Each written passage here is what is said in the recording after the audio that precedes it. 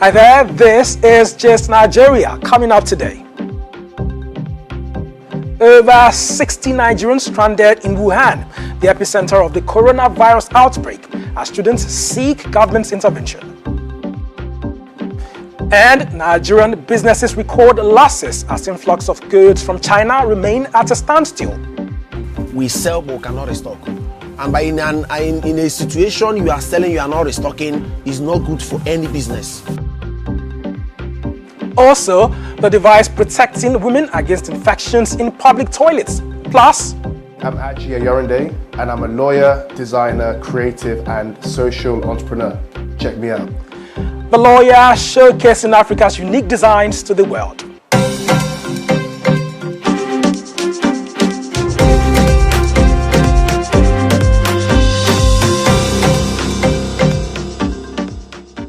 Thanks for joining us on Just Nigeria from the BBC and Channels TV, where we bring you the stories being talked about by the social media generation.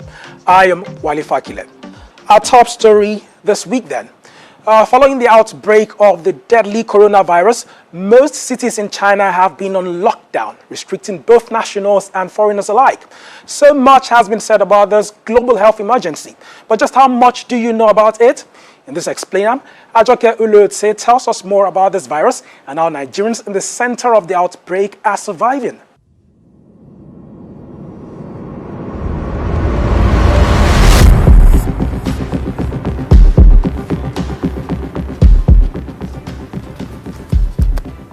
You may have seen someone wearing this and wondered what it's all about. It's certainly more than dust and fumes. So, what's out there?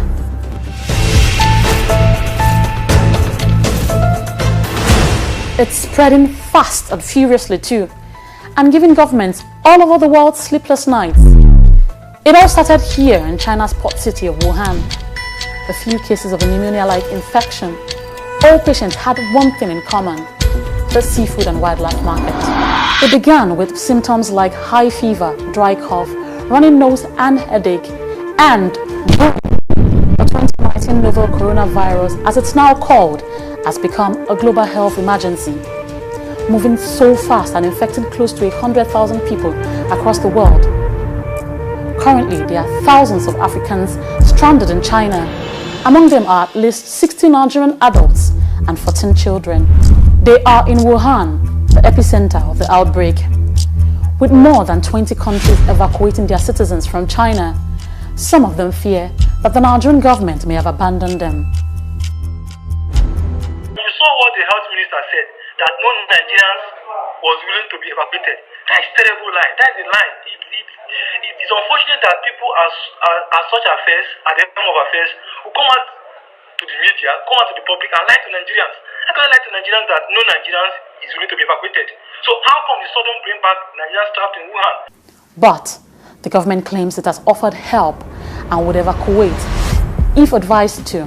The government is looking into it, and because our mission in Beijing has been providing support to those Nigerians. We have received a report from our mission in Beijing, which indicated that the Nigerians in the epicenter of the COVID virus in China are requesting for evacuation. The request has been forwarded to the appropriate authorities in Nigeria, and we are looking into that so that we can address the fears of those Nigerians, especially the students. While returning home may seem an option, it is indeed a tough call. Here's the reality. There are growing fears that bringing back these Nigerians may spread the virus. And those who support, please say aye. Those against, please say nay. The nays have it. But how genuine are these concerns? Can coronavirus survive in Africa's warm temperature? We don't have any science to prove that yet. And of course, do remember that coronavirus is only recent. It's been with us only since December last year. And we don't have any science to prove that. If not, how prepared is Africa for a possible spread? Because we learned a lot of lessons from the Ebola of 2014 to 2016, we have a very strong network of national public health institutes, or we call them sometimes national coordinating institutions, which are the bulwark of preparedness in each country. And it brings together the science, the surveillance, the laboratory, the workforce, and then they will have them managed by a director, and it's linked to us at West Africa Health Organization, WAHO.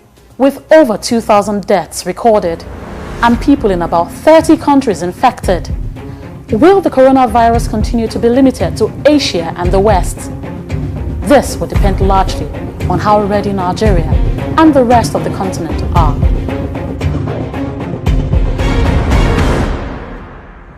Indeed, Nigeria needs to brace up in the face of this pandemic.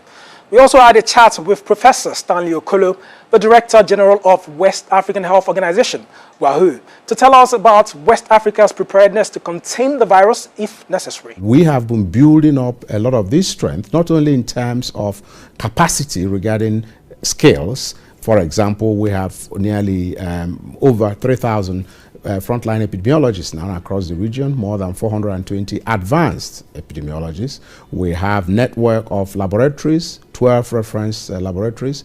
But since coronavirus started, we have massively increased this. 3 weeks ago, we had only about one or two laboratories that could test for coronavirus. As at last week, we have 5. And next week, after the training, where all our 15 countries would have laboratories where they can test for coronavirus. We'll have a rapid response team that is standby. The challenges that we have are challenges with, for example, if we're required to quarantine large numbers of people. Once you put in rigorous management, case management, surveillance, isolation, quarantine, and then making sure that you do contact tracing, and also educating the public, and also appealing to the public, because we are the health experts, but we are appealing to the public that without them, we cannot protect them. And therefore, it's important for the public to take some inconvenience. You know about the ship that had people quarantined off Japanese coast, and there are many others. So it's just a question of that people have to go through some period of inconvenience in order to be protected. Professor Stanley Okolo there.